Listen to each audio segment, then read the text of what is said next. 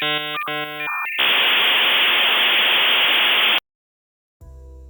morning, good evening, good afternoon, and welcome to Heritage Busters update number 2. I'm excited that we've reached number 2. So I think where I would like to begin is a general few updates. This video, of course, is going to be a shorter one because we're not explaining all of what we do, but we will give certain updates as they become important. The first update I'd like to make is the fact sheets and the accessibility of the fact sheets and how we present them online will be changing as we figure out problems on the back end and also on the front end.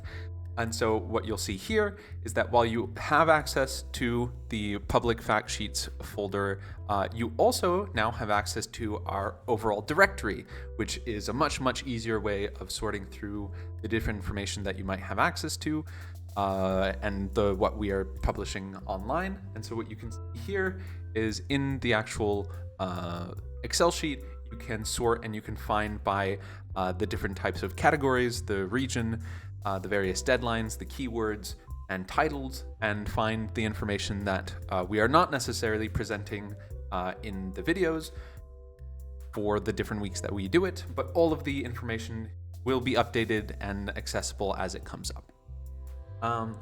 Second thing, I don't think there's a second thing, so I think what we'll do is we'll just go straight into our schedule for today. Our schedule is the following. So we'll cover quick news and updates on a few publications that have been released, and then we'll go through a variety of opportunities that are internships, volunteering opportunities, call for applications, call for papers, and various other news items, as well as some tips and suggestions for some of these opportunities, which from my own experience and from the experience of those who have done this type of work, and hopefully help you find the opportunity that works for you.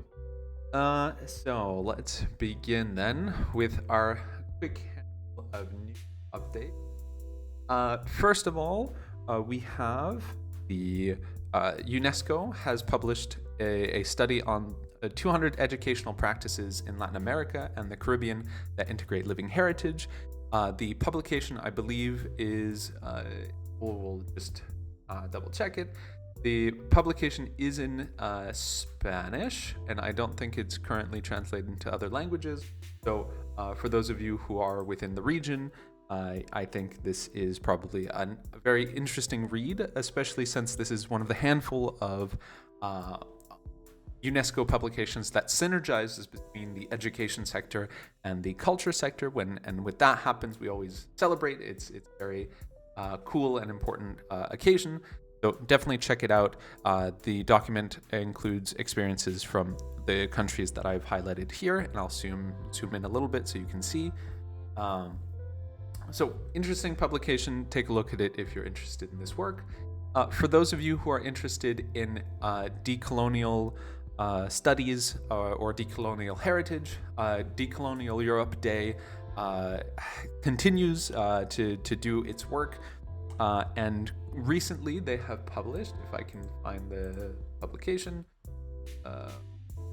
so the notice that I was given today was the fact that they have released their booklet. Here we go. So the booklet, Collective Reading Spaces around the question of what it means to decolonize Europe.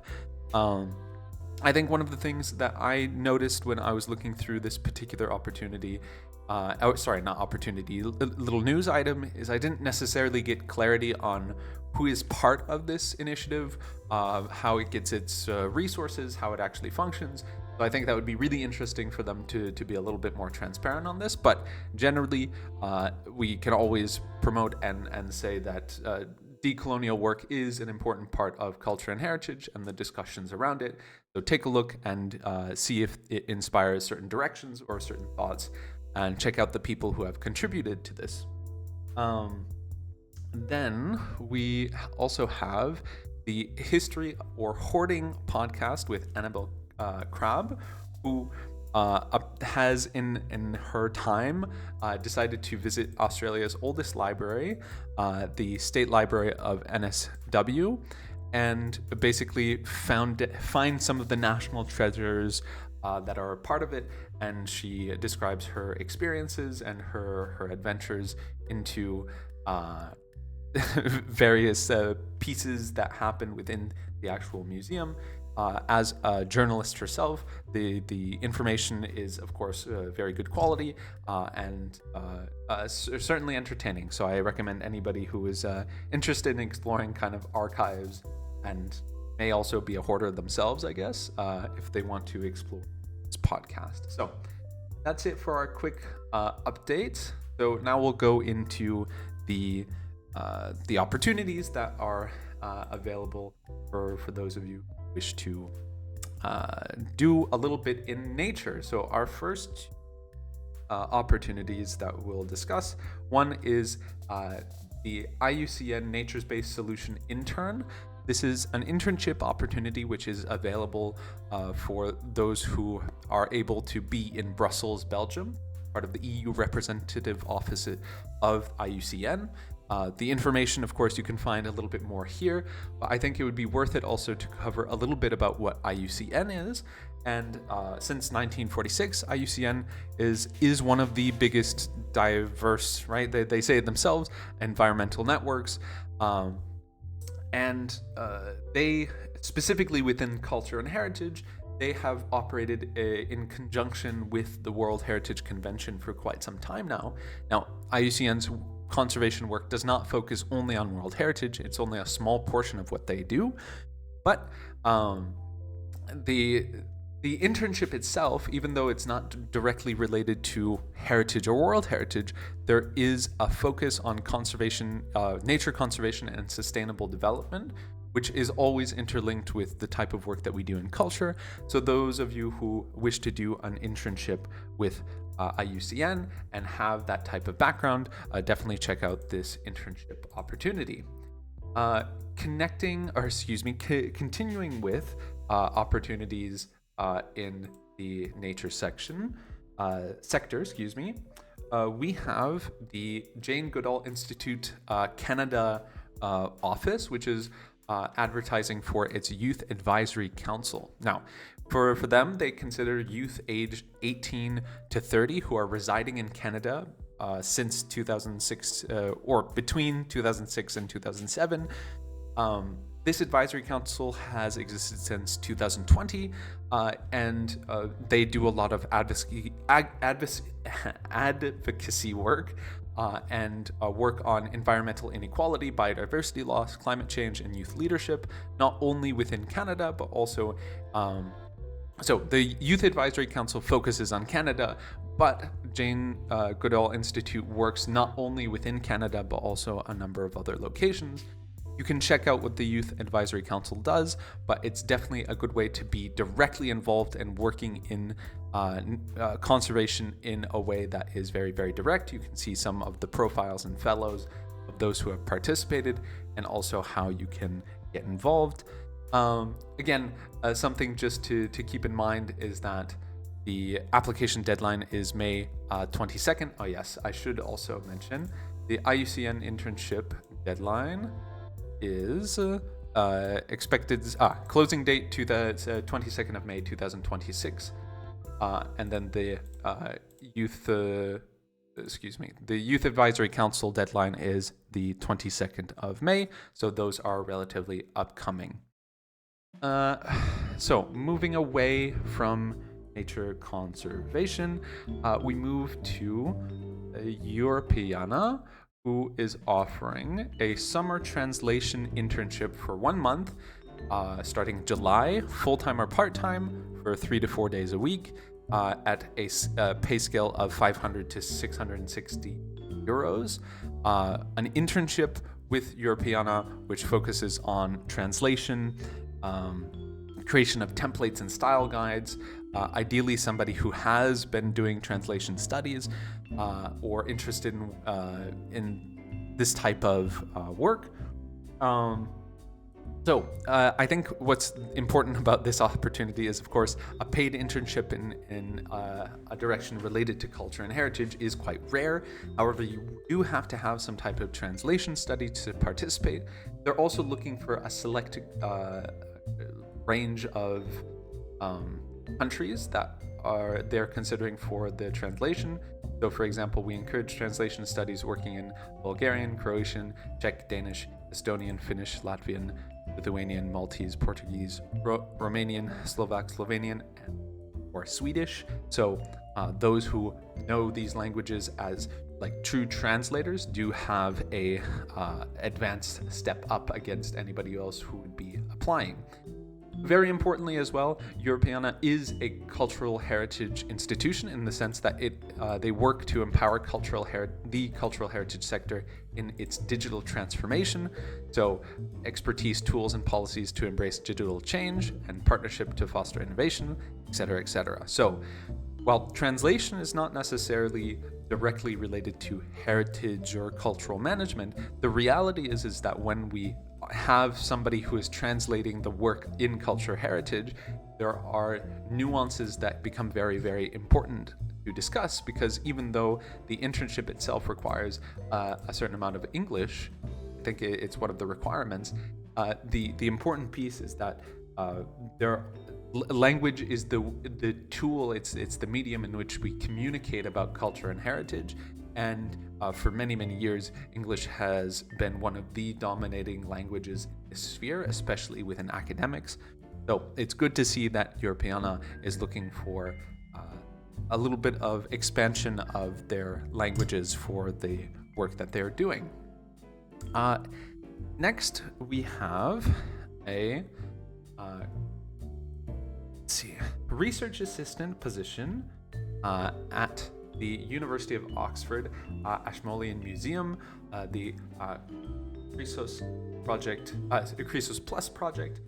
This is very much a little bit more advanced in the sense that it's ideally for those who have some type of background in classics, ancient history, or archaeology, that have potentially some type of experience prior.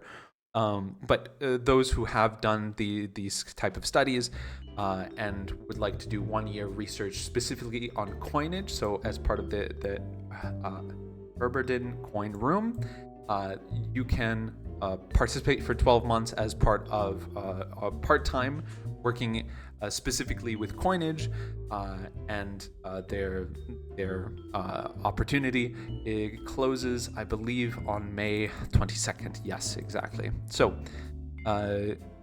also something to note actually is that the Ashmolean Museum is in fact one of the oldest, I'd say.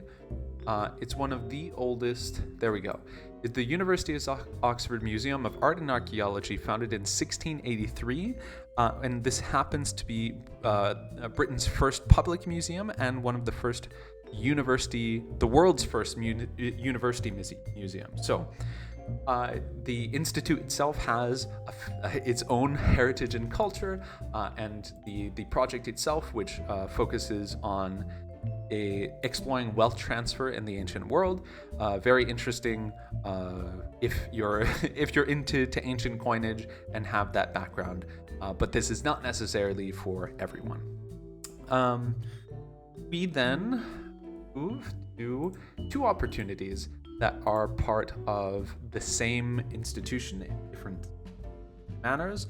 The Heritage Management Organization, or Heritage, they offer a lot of different trainings and a lot of different opportunities for those who work in heritage and management. We can take a look at their About page, right? Established in 2008, looking at key heritage managers through targeted training to transform heritage assets from decaying objects, to really train site managers to work on this. So they have a lot of opportunities. They have a lot of direct training that they do, and they have people that are part of a number of universities and those who actually work formally with institutions that have close ties to World Heritage. So, for example, ICCROM is one of the handful of international institutions that has this. So they have a lot of opportunities and a lot of conferences and activities. So one of the, or two of the ones that we would like to highlight are the project development and grant writing. Well, the application deadline for this particular training is the 17th of May, which is relatively close.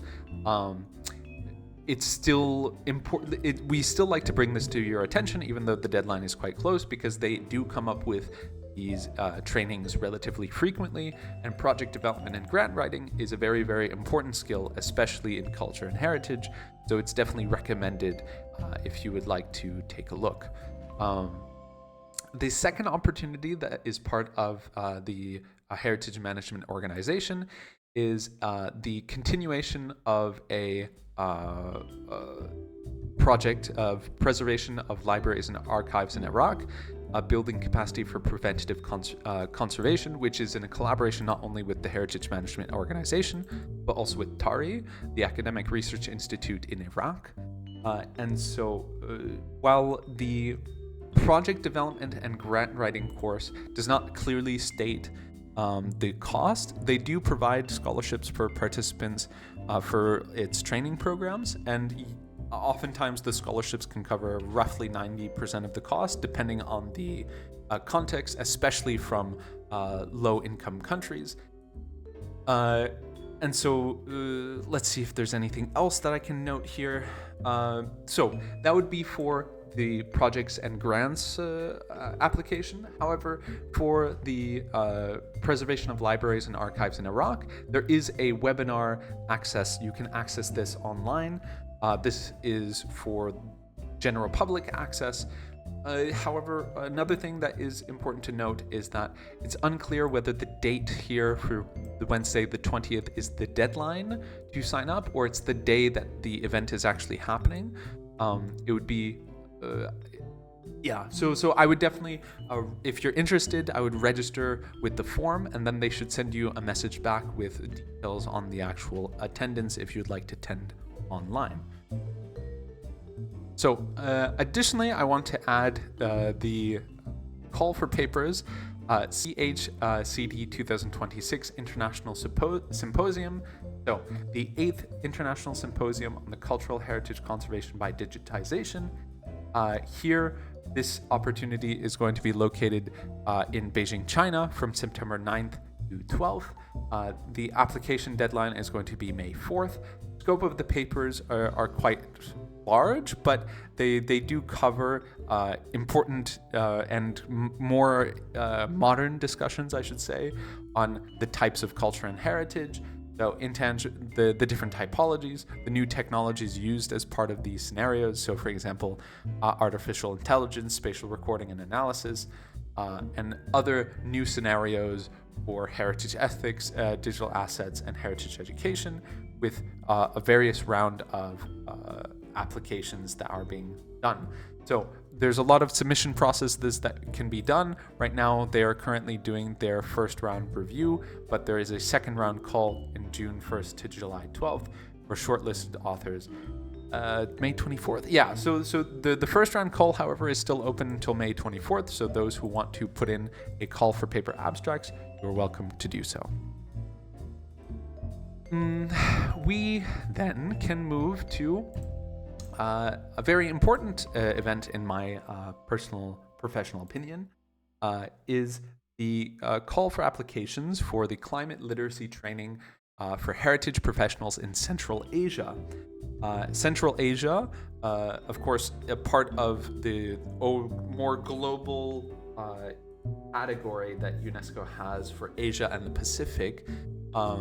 Central Asia has a lot of eager and willing professionals that actually want to participate in heritage and culture at a larger extent, and so having an opportunity like this is really quite exciting. So ICOMOS, alongside ALIPH, are creating this program for climate literacy, so really understanding the impacts of climate change and climate impact on heritage, cultural heritage within Central Asia.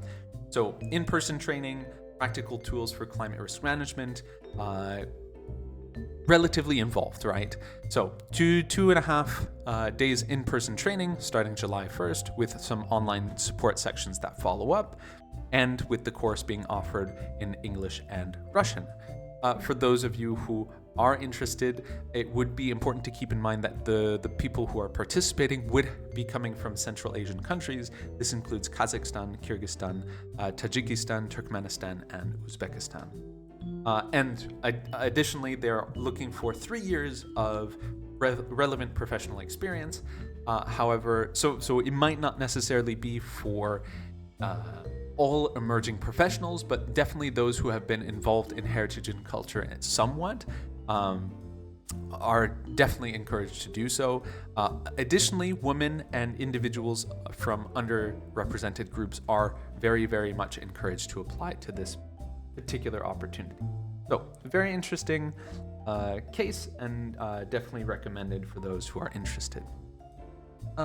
Next up, we go to Australia and look at the ATSIS Summit for Aboriginal and Torres Strait Islander elders, leaders, and youth, along with academics, native tile stakeholders, legal experts, GLAM sector, and government representatives. Here, this is a 5-day forum which really looks at discussing the issues that are relevant to the participants, and especially those to First Nation peoples, where they're able to support and to strengthen the cultural knowledge, governance, and have a framework to actually discuss and be able to move forward. The cost is something. Let me see if I can find it on this page. All right, so it's not on this page, but the standard fee to participate as part of this conference at the Gold Coast is $2,763 for standard, and this would be in Australian dollars. And then for members who are part of the organization, it would be a $700 reduction, and then for youth, it's $2,350. But even with the cost in mind, it's let me take a pause here and see if I can see a little bit more. No, so that's the Gold Coast. Yeah, so this is the schedule for the day. Do they have anything on pricing? Well, I would recommend so from what I can access in our fact sheet, see if I can jump to our fact sheet and see if there's so free plenary sessions can be viewed virtually. Okay, so great. So this is why we do the fact sheets to kind of summarize some material. So plenary sessions, you can see them at a distance, but those who are on site, there is a 5-day rate for the time that you're there, which I would also assume covers a certain amount of hotel and transportation. Yes, yeah, as we can see, special conference accommodation rates have been negotiated with a range of hotels. Okay, so anyway, more information can of course be found on their website and application form. Next, we go to WIPIC, so the International Center for Interpretation and Presentation of World Heritage Sites. So WIPIC is creating a call for applications for the Model UN Conference delegates. So those who want to basically experience what it's like to be part of a UNESCO conference from a period of, so the application is from the 8th to the 25th of May, with eligibility mostly for those who are residing in Korea or willing to travel to Korea.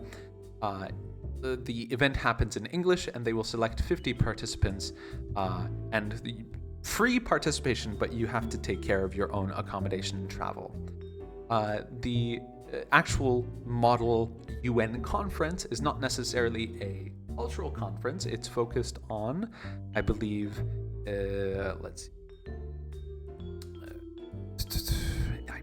yes. So Model UN conference on the on sports, youth leading peace, enhancing development and resilience through sports. And so they are modeling it off of the International Conference of Ministers and Senior Officials Responsible for Physical Education, or the UNESCO, I think there's a shorthand for this, UNESCO's Global Sports Conference. And so even though it may not be a model World Heritage Committee, or it may not be committee specifically on culture and heritage, it's still you can still get a feel for how the UNESCO body works by participating in the model conference. And if you're interested, of course, they have the Global Sports Conference online, so you can take a look at the various meetings that they've had, the most recent one being in Baku in 2023. Anything else? Oh yes, and a little bit of information on WIPEC. WIPEC is a UNESCO Category 2 center. Basically what that means is that a Category 2 center is a pre-existing institution decides... I think I'm gonna sneeze. No, okay. I'll continue and hope all right. So, WIPEC... WIPEC is a Category 2 institute, Category 2 center, which essentially means that they are not UNESCO, but UNESCO has agreed that this institution works in a direction that is very specific to UNESCO's desires. So in this case, it's they specialize in a specific area. So in the case of WIPEC, they focus on the interpretation and presentation of World Heritage Sites. And they have their mission and values. They have been very active within the past, since its creation. They have been very, very active in the World Heritage space. We continue with our next opportunity, which is a research assistant at the the United Arab Emirates University. This specific opportunity is within the Tourism and Heritage Department within the College of Humanities at the UAE-U. This specific opportunity looks at those with a master's degree in tourism, heritage studies, or environmental studies, or geography studies, The deadline for this specific opportunity is the 15th of June, and if you are within UAE or close by, I would definitely recommend applying for this if you're particularly interested in tourism carbon narratives for mapping and communicating low carbon heritage tourism pathways in the UAE. Then we have our last little bit of information, which would be the general open call for internships within the culture sector at UNESCO. So now, while the deadline says 30th of December, that's a little bit deceptive. Basically, this is a continuous open call for internships.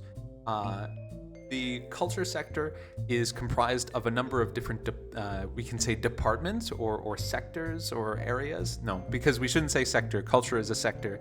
So they have various units and entities that work in different areas. So for example, World Heritage, Living Heritage, Diversity of Cultural Expressions, Communication Cities and Events, Culture Emergencies, all of these are part of the UNESCO culture sector, even the executive office, right?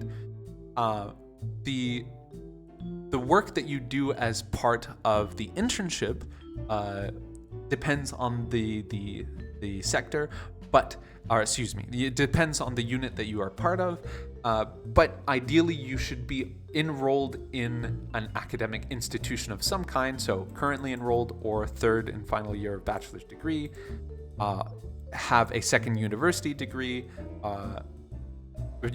basically you need to be enrolled in some type of school and should have, and worst case, you can finish, you can still have an internship within the last 12 months prior to the completion of whatever diploma you've had.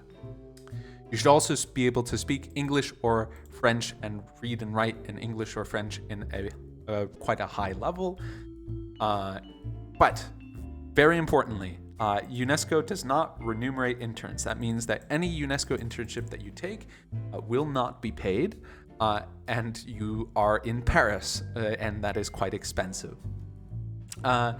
Additionally, I would also say that doing internships through the portal is one way of trying for internships, but there is another way, which most people don't realize because there's no real application for it, is each country has two, we can say, offices that work along with UNESCO. So UNESCO has its wide variety of people, but we also have the permanent delegations to UNESCO. So these are the political offices that work in and around UNESCO and function as the representation for all of the countries that are part of UNESCO and their goals, right? And it has not only their address, their numbers, but it also has their emails and the people to contact.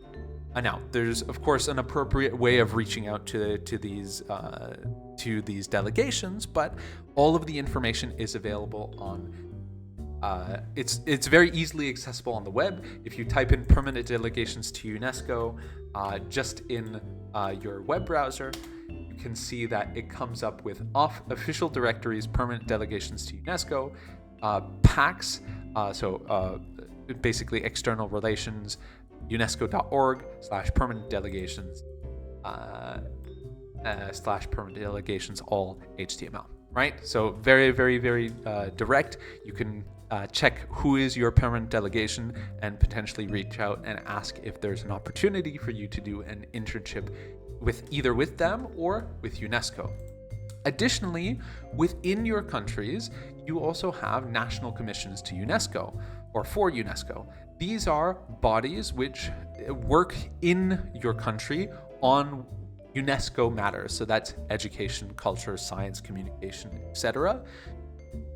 They also have addresses, email addresses, numbers, and names of people that you can contact. And so if you're not able to actually go to Paris and go to UNESCO specifically, the national commissions are one of the ways that you can still work in these areas, in those positions, without having to travel all the way to Paris, live in Paris, be in Paris. There could be opportunities for you at the national commissions within your own countries. So I definitely recommend, and the same thing, NAT for national, National Commission, NatCom, UNESCO. And that's one of the first things that you can pull up when you look at it online. In any case, the rolling internship for the cultural sector is always there. You can apply for it whenever you wish, but I would definitely recommend, if you're not getting a response or you're not getting anything through this portal, definitely reach out to your permanent delegation or national commission, as they might have some suggestions or opportunities for you. And that is it. So that was all of our coverage for today. And with that covers all of our news items for this particular week. So with that, thank you very much. Please make sure to like and subscribe our work. It does take the dedicated efforts of our 5 volunteers and those of us who are working directly as part of Heritage Busters to get all of this information collated and prepared for your viewing. And that's it. So with that, we return control of your digital devices to you. Until next time, stay informed.